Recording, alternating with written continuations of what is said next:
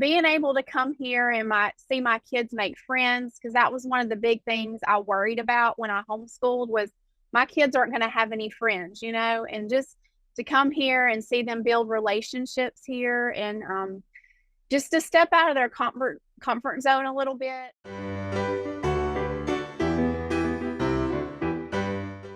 Good afternoon, everyone. This is Gretchen Rowe, and it's my pleasure to welcome you to this episode of the Demme Learning Show.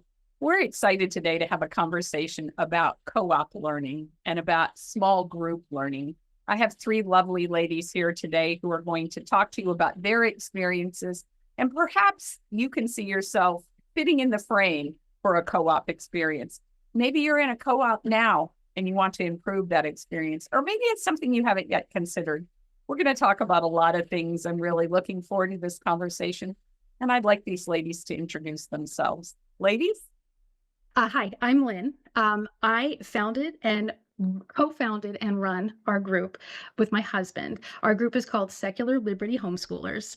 And we also, as part of that, have a blog. Our blog is lampostblog.com. Our group is secularliberty.com. And the point of our group is to make more homeschooling families by making it easier and more enjoyable to be a homeschooling family. So we'll post articles about things that are homeschooling, or sometimes not exactly homeschooling, it's just to kind of show people what it's all about. Our group it's more of a group, and we'll meet weekly. And we do all different kinds of activities. So some of our activities are things where we're doing things for the kids and their crafts or parties. And then some of them are a little bit different. But the really important thing is that my husband and I wanted to make a group that we always wanted to be a part of. And that group was welcoming to everybody. So whether you are very strict and orthodox in your religion, you're casual, somewhere in between, not even there, that's okay. I want everybody to feel welcome. And it's about the homeschooling and the community. So some of the stuff that we do, it's really cool.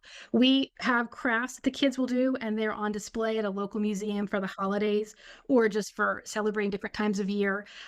We've made hearts out of cotton and flannel for some of the NICU babies at hospitals in our area. We do that every Valentine's Day.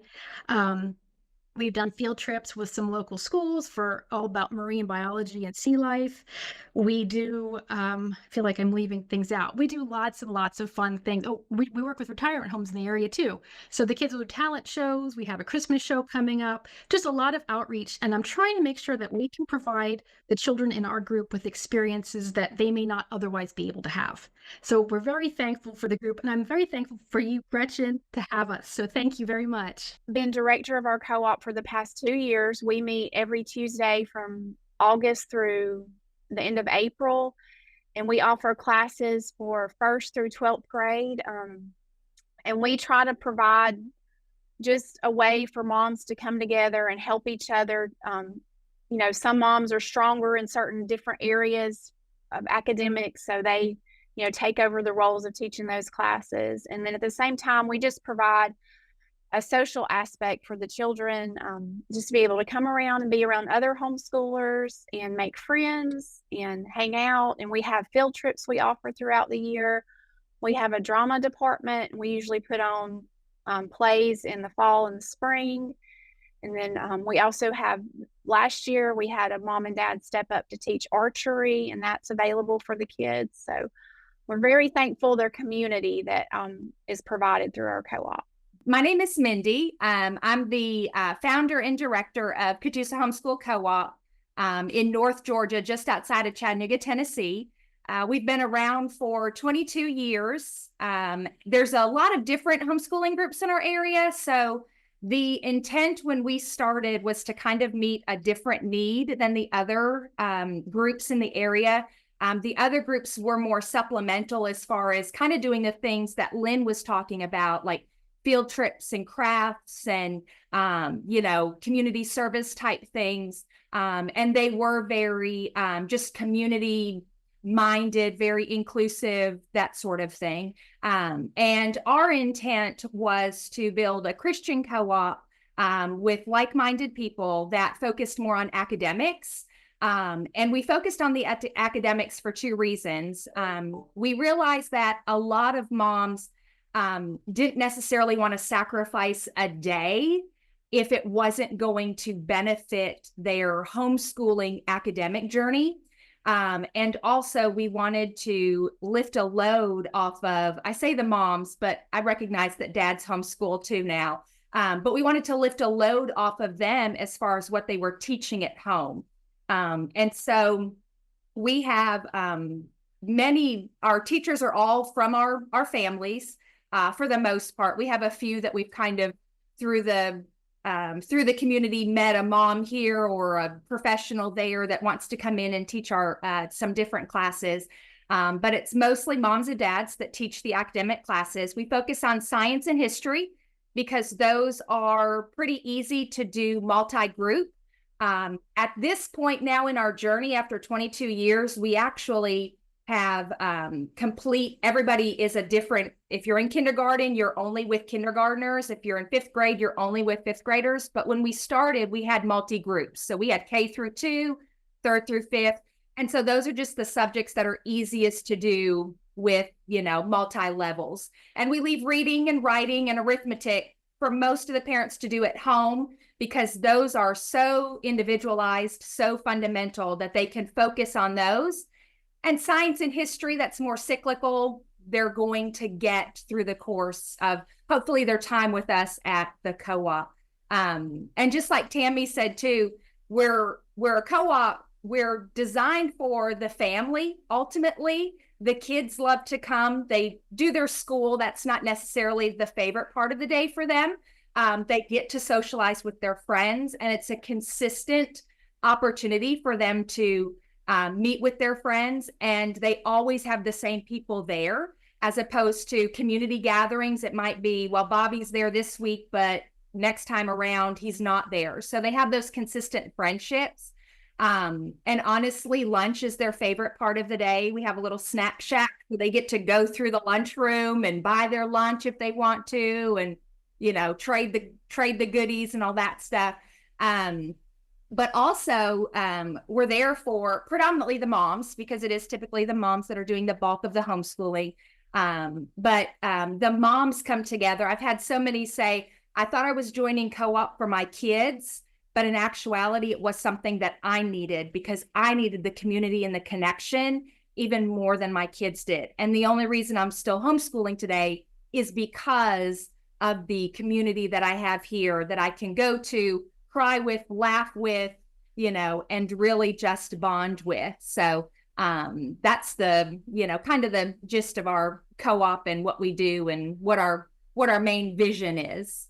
I think you can see very quickly that each of these ladies has a different goal. Their groups have different orientations, and co-ops are as different as every one of our children. I was involved with a co-op for 10 years on their board, and 17 out of the 21 years that we homeschooled. And we were strictly a high school co-op. We were academic, and we offered through that co-op the courses that you didn't want to teach. It was going to be my out for never having to teach upper level math until my third kid was out of sequence for the co-op. And we had to learn how to negotiate math with each other. And that was what actually introduced me to Math UC. So she's a research biologist today. I think we turned out okay. But everyone comes to co-op for a different reason. But Mindy, you've said something that's really important, and that is the fellowship. The ability to connect with other parents who really understand what you're going through. And I think one of the things that happens when we homeschool is we all have somebody in our experience who is like, I don't know whether you're doing the right thing or not. And being able to be with a group of moms who can say, oh yeah, not only are you doing the right thing, but you're doing a terrific job, makes all the difference in the world. So I wonder if each one of you might be willing to tell a story of how your personal experience of being involved with the co-op benefited you. And this time I'll start with Tammy, and then we'll move it around a little bit. I was trying to think specifically, just being able to come here and see my kids make friends, because that was one of the big things I worried about when I homeschooled, was my kids aren't going to have any friends, and just to come here and see them build relationships here, and just to step out of their comfort zone a little bit. I was naturally a very shy person and I didn't feel like I was good at being outgoing. When I was in high school, I joined a drama club and then ended up backing out because I was just too intimidated. Well, just coming to co-op here, all three of my children are involved with drama and they go on stage. And it's encouraging to me to see them, go ahead and take on that role early in life rather than having to learn later how to be an outgoing person. So that is what has helped me a lot and just encouraged me to see, hey, we're homeschooling, but hey, my kids are outgoing. They're not, tucked away in some corner afraid to talk to people. So that's what has encouraged me the most. Well, I'll answer twofold. I'll answer for myself as a mama, and then I'll answer kind of as a mama to my kids and what I see for them. For me as a mom, my education, my background is in education. I have an education degree. And not that by any means do I think you have to have an education degree to homeschool or run a co-op or teach a class or anything like that. So don't hear that. But I know that for me, even if I didn't have an education degree, I have this desire to teach. And so for me, not even leading the co-op, but having the opportunity to teach classes at the co-op has really met a need for me to be able to use that gift that I feel like I have. I love pouring into kids. I get to teach a couple of the high school classes. And so through the years, I've really formed some close connections with those young people, and many of them are friends. And one of them, who actually, I think she just turned 29 or 30. So she graduated, about 12 years ago. She's actually serving alongside us in ministry at the co-op doing different things. So seeing that come full circle is just a really, really neat thing for me, to kind of feel like I haven't lost myself in the midst of these years of being at home with my children, that I can still do something that fulfills me. For my kids, I wish I could say what Tammy said, in that this has gotten them to be outgoing and do things, but it hasn't. I have kids that are just naturally more introverted, more quiet. So what it's done for them is it's forced them to go out into the world and to interact in a classroom setting, as opposed to just staying in our four walls at our kitchen table, where all they had to do was answer with their sisters and with me. So it has kind of made them realize I have to do this, I have to grow beyond talking at home. But also with our co-op, one thing that I've noticed is that a lot of our families, when they come and they join us, because of the atmosphere that we've created, a lot of them stick around for a really long time. And so my girls, I've got two that have graduated. My last one is a junior, and they've all been at the co-op since the very beginning. So they've done nursery all the way through 12th grade. They have friends and friendships that they still have today that they formed back in elementary school through people that came to co-op and stuck around at co-op. And so those friendships, because I remember when I was in school, I have my best friend that I still talk to today, all these almost 30 years after graduation from high school. And my girls have those same friendships that they wouldn't have had otherwise had we not had the co-op to join with. Right. That's awesome. That's really neat. And I love the fact that you said something that's really important. Sometimes we forget in the process of home educating our children that there will come a time when our kids are grown and gone, and we still need to know what fills our cup. And so I'm excited that you have that opportunity to have that outlet. That's really cool. Lynn, tell us about you. Our group has been wonderful. And I really like it because I like to help people. And this group has allowed me to help people in different ways. When I was in high school, I went to public school and I was involved in Interact. So we did a lot of community outreach, and it was a wonderful program. I was on the board. I did all these things with them. It was fantastic. And so now with the group, we're able to do those same kinds of things, and it's just a group of homeschool moms and dads, and we get together and we reach out to the community, and having that kind of outreach allows the kids to shine in ways that they just wouldn't be able to do if they just schooled at home. And so that has been so important. But the group has helped me because I've been able to grow wonderful friendships with so many different parents, and the moms are so supportive of each other. And we meet every week, and we have flexibility on the day, and we do that so that different parents can join us at times, because sometimes schedules are crazy. And the important thing is I don't want to put pressure on other parents. You have a lot. You have school, you have activities, you have things. Then the holidays come, it gets nuts.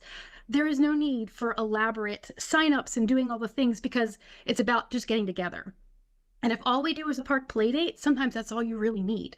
Sometimes it has to be more than just that, and we do that. But the ebb and flow of structure and unstructured kind of helps. It helps us, the moms, because then we have time to kind of catch up and help each other through whatever's going on. And it helps the kids too. They have chances to work on certain skills, fine motor, gross motor, whatever. But then they also can work on those really important social skills too. So it has been a wonderful way for us in all kinds of ways for helping. I think that's terrific. One of my best co-op experiences was not a co-op at all. It was a collaboration. I had a homeschool friend who was a meteorologist, and she said, "Do you want me to teach science?" Awesome. And I said, "Oh, absolutely." And it happened to be a winter in Maryland when we had 2 back-to-back blizzards.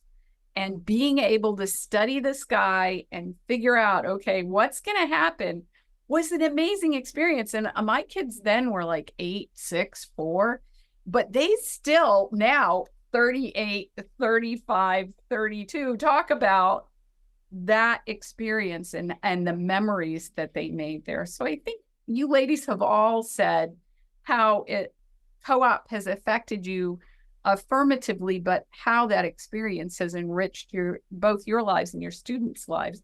Yeah. I'd like to ask another question, and that is, have you ever had a situation where maybe a family comes to the group and they don't know how to fit in? How do you help them fit? And I think that's a different question, because sometimes, particularly, I'm an uber extrovert, so I'll figure out how to fit in anywhere. But not everybody is that way. If you're more introverted, that's hard to do. So how do you help a family who sort of stands at the fringe and goes, "Oh, I'm not sure I want to do this," be comfortable doing that? And so I will start this time. Tammy, how about you start with that? I would try to connect them with people like their kids' ages, find out maybe what their kids are interested in, and point them to the mom or the dad that their child has that same interest. If you can, like, maybe put them in a class together, like, I know, hey, your child, you would be a good fit for this certain mom or dad that's teaching the class. Then, or just, introduce them. Sometimes all it takes is, hey, just to introduce them to the right people. They may be afraid to approach somebody, but you can point them to that mom, and you can make the introduction yourself. No, what? I think of a fond memory. One of my middle daughter's best friends had that very situation. She and her mom came to a co-op environment that we were in, and she was so introverted. She was afraid to reach out. And somebody said, "Here, Shelby, talk to this young lady." And here they are 20 years later, they're still firm friends. So that's great. Lynn, how about you? How do you get families involved who might look like they're standing on the fringes? It actually happens not infrequently in my group. We have in our Facebook group 300 members. We don't have everybody come. I have, but I do have a group of people who come regularly. And then you always find that there's someone who's been watching for a couple months, maybe even a year, and they're just shy and they don't know how to put their toe in. And there's one event that just really is interesting to them, and they do it. They make the leap and they come. And that's great, because then I walk right up to the parents and I talk to them and I speak with their child and I find out what's important to them and why they're here and what they want to get out of the whole situation. And then I connect them with other people who were present that day. So, there might be common interest for the parent, there might be for the kid. And, I'll call children over if there's a play situation like, hey, come on over. We have this new friend here, and they go off and play. And within minutes, it's all good. I've had situations where it's a brand new mom, and by the end of the time of the event comes, she swapped phone numbers with somebody else and everything's great. And then she starts coming regularly because she feels comfortable. And that really makes me feel great, making those kind of connections. It's wonderful. I'm gonna answer that question, but I actually want to mention something else. And you kind of touched on it, Gretchen, but those listening, with hearing from all of us, you're hearing about, like you said, different styles of co-ops and groups and things like that. So I want to encourage anybody that's out there that's either thinking about starting a co-op or you're just looking for one, that not every co-op is going to fit for everyone. And so if you're like Lynn and you're like, I don't want to place expectations, I don't want it to be rigid, that is okay. There will be some families that'll be like, nope, not for me. I'm going to go down the road and find the one that is structured because that's what I'm looking for. And we need all of them. Because, I've got a strictly academic co-op for the most part, and we're busting out the seams. And so if there was another that was academic, it would be, it would have people attending it. But then we have some who are like, I don't really want the academics. I just want the social side of it. So, so think about what you want and need for your kids and your family, and then find the like-minded people to start something and do that with them, because you will find that there is, I've learned over the years that there will be some people that will visit our co-op and they're never going to call me again. And I used to get a little bit, I didn't get my feelings hurt, but I used to be like, oh, what did I do wrong? And then finally I realized I can't be all things to all men, and that's okay. I'm going to be what I can be to those who need our group. And I'm going to encourage those that are saying, it's not a right fit. Well, guess what? I know this group and this group and this group that are different than ours. Check them out because they'd be a great fit for you. So I just want to throw that encouragement out there for those watching. As far as getting those families, parents and kids that are maybe a little bit more introverted involved, with our co-op, part of the thing is that the teaching parent, once again, typically the mom, but I love it when we have dads come in. They have to come and serve at least every other week at our co-op. And so over the summertime, and we have new families joining, I meet with all of them to kind of get to know them, get to know, are they outgoing? Are they more quiet? Like, where are they at in the homeschooling time period? What ages are their kids? What are their kids like? Because I love to meet the kids as well. And so when I'm placing parents in classrooms, I do try to find out where parents want to go. So do they want to be with their kids or not? Do they want to love the babies or do they want to stay far away from the babies? But I try to be mindful of what parents I place together so that if I've got a mom that I know is a really strong mom that's really going to pull somebody out of their shell and maybe help them integrate into the group, I'm going to try to put them together. And then just like Tammy mentioned, I'm also going to try to connect those families that I know have children that might have the same interests. Because we are grade oriented, obviously all the third graders are going to be together. And so those kids are naturally going to get together. They're going to form their friendships, which in turn typically forms a friendship between the parents and kind of brings them in a little bit more. So that's some of the things that we do to encourage that. And I also try to, as the director, try to interact with all of our parents, especially those that I know are a little bit quieter, try to get to know them and see how they're feeling, and maybe if there's different avenues and ways that I can help them to get more plugged in. I can't believe, ladies, I just looked at my computer clock and it's almost 2:00. And this has been such a terrific conversation. I just have enjoyed getting to know you all. I just wish I could participate in all 3 of your co-ops. I'm sad that my homeschool journey is at an end, because this kind of stuff sounds like it would be right up my alley. Closing words. I wonder if each of you might provide a closing thought, something that would be a takeaway for the families who will watch this video. Let's see. How about Mindy? I'm going to start with you, and we'll go Mindy, Tammy, and then Lynn, I'll let you have the last word.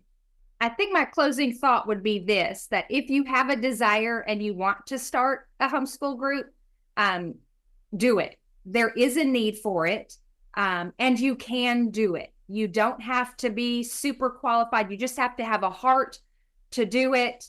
And as you do it and develop it, keep it where you want to keep it.